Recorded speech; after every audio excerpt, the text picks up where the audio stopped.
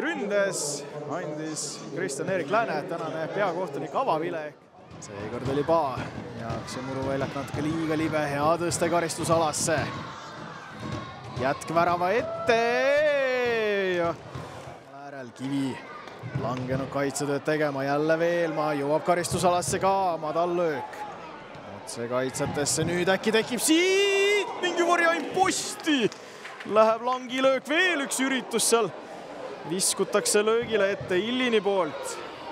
Užeri proovib ja Kuressaare jätkuvalt 10.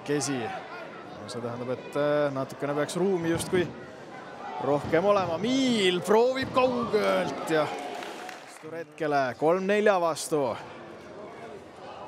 Tanimovo viib Paale, no löögi alg on olemas, näitas ta seda Popruse vastu ja Tanimovo ja Koskor ja nüüd äkki siit midagi tekib. Koskor jõuab karistusalasse, lööb peale, Nõmm tõrjub. Samal ajal Kuressaare ründamas tagapostis, Illing kerkib kõrgele, Kivi jättis palli Illinile, oli seal suluseisu hõngu ka, Alandilt tõrje.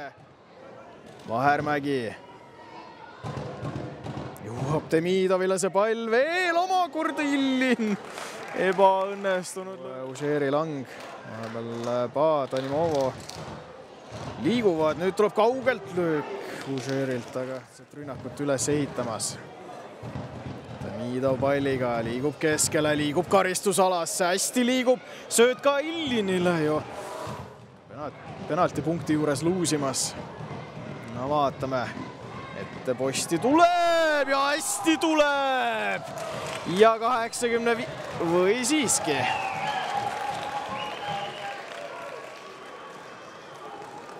Ahaa. Vaatame kordusest. Läheme 0-0 seisul edasi. Või siiski, ikkagi saab Kuressaare oma värava kirja. Ja nüüd on värav tühi, aga Lääne vilistab mängu enne lõppenuks. Ja Kuressaare võtab oi kui magusa võidu Tartust. Richard Aland, Tammeka kapten meie juures. Richard, täna 0-1 kaotus Kuressaarele. No mängus oli väga palju. Nüüd olete 9. Kuressaare 8. Millest täna puudu jäi, et kas või viigipunktigi ei saanud sind? Lihtne loogika ütleb, et üks värav, aga eks me selle ees, pigem usun, et me nagu domineerisime rohkem ja otsisime, aga ei jõudnud nagu seal lõpus sellise hea koha peale, et ära panna ja ega neil ka nagu midagi ohtlikku lõpuks ei olnud, et eks oli arvata, et see mäng selliseks läheb, et kes kuskilt ühe ära sutskab, et see selle kätte saab. No 2 korda tabasite posti ka, üsna õnnetult ikkagi keerasid sealt väravast välja. Ikkagi jah, seal rünnakul ju midagi napib teil praegu. Jah, aga selles suhtes, et eks me oleme enne ka sealt alt ronima hakanud ja selles suhtes, et katki ei ole midagi, et töötame edasi ja tuleb mujalt need punktid ära võtta. No teie lohutuseks on ka ju see, et omavahelistes mängudes on teil ikkagi edumaa olemas, et 4 mängust 3 võitsite Kuressaare vastu, 1 kaotasite, ehk kui ikkagi samadel punktidel lõpetate, siis teil on eelis. Jaa, nõus, et nii need reeglid on meil.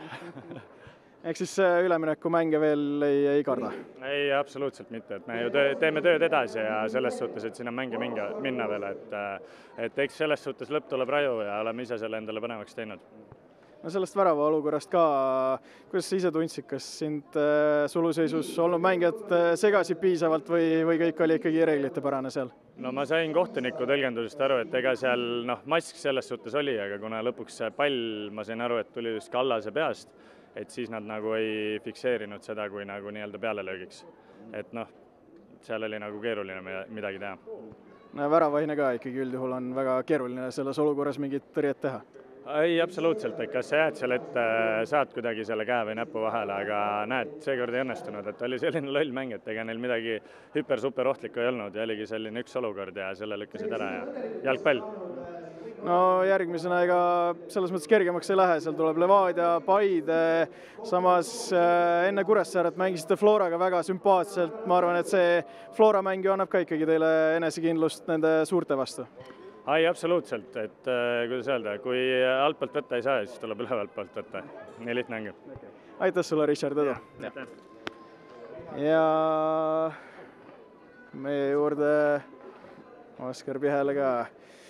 1-0 võit, palju õnne Tammeka vastu, kaua oodatud hetk, jõudsite nüüd 8. kohale, surusite Tammeka 9. Pole hetkel kirjelda neid emotsioone, mis su sees on? Väga head emotsioonid on, et lõpuks tuli võit ära ja 2 mängu juba 0 mäng, et väga head emotsioonid. On sul natuke kahju ka, et see võiduvärav ei läinud sinu nimele, läks seal ikkagi Rasmus Kallase oma väravaks? Jaa, ei no vahet pole, et tähistasin küll nagu oleks minu värav, aga tegelikult ma seda palli ei puutunud, et jah, me võitsime sellest väravast, et väga õnnelik. No selles mõttes vahe ikkagi Tammeka ees on 1 punkt, ehk otseselt veel ei ole ju midagi tehtud, et teil ka esmalt Paide, siis Levadia, et ikkagi rasked mängud on tulekul. Ja praegu on rasked mängud tulekul, et proovime sealt ka mingid punktid kas või kätte saada, et hoida seda kaitses seda 0 ja võib-olla tuleb võtame mingid punktid ja eks näe hooaja lõpus, kuidas see on. Ehk siis sinu jutust tõlgendan, et Kuressaare sel hooajal üleminekumängudele ei lähe? Ei, me anname kõik endast, et me pigem tahame vältida seda, et meie eesmärk on ikkagi 8. ja kõrgem koht. No mängija vaatevinklist ka 2 lisamängu pärast hooaja lõppu, kas see on selline tüütu kohustus või kuidas sa sellele otsa vaatad? No pigem on jah tüütu, et tahaks ju varem puhkama minna ja perega aega võtta, et see on jah niisugune tüütu, et pigem jah, me elame ikkagi, proovime vältida seda. No mis sinu hinnangul täna selle võidu tõi peale selle võiduvärava, et kohati Tammeka tundus, et oli rünnakul teravam, 2 posti, samas ikkagi teatud perioodidel olite teie üle, selline ikkagi kokkuvõttes võrdne andmine oli? Jaa, no ma arvan, et me hoidsime enda mängustiilis kinni, et kaitse pidi olema 0, nii nagu oligi, olime kõik ühtsad ja võitlesime täiega, et meeskonna nagu tahe võib-olla oli meil rohkem, et nii on. Korra sellest Tamme staadioni murust ka, kuidagi ei püsinud te jalgel täna, et kas oli nii niiske? Ja väga kuidagi kõva pinnas oli, et ma ei tea, isegi libistasin mitu korda, et noh, harimatu oli veidi.